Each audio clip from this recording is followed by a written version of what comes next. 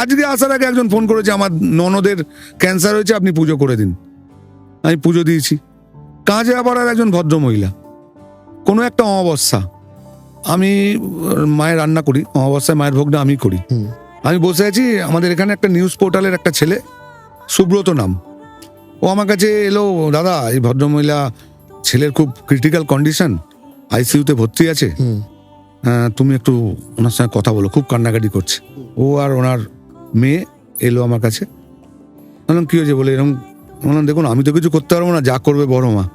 আর আমি জানি বড় মার যে অর্ঘ্য আছে, মানে যেটা প্রাণ প্রতিষ্ঠা করতে হয় মাকে অর্ঘ্য দিয়ে, দুব্য দিয়ে একটা দেখবেন লাল কাপড় দিয়ে অর্ঘ্য তৈরি করে মায়ের প্রাণ প্রতিষ্ঠা হয়।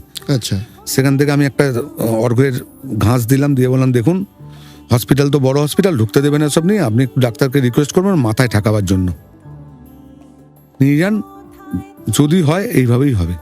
ডাক্তার যখন হাল ছেড়ে দিয়েছে আর তো কিছু করার নেই, আপনাকে বিশ্বাস করতে হবে, নিয়ে যান।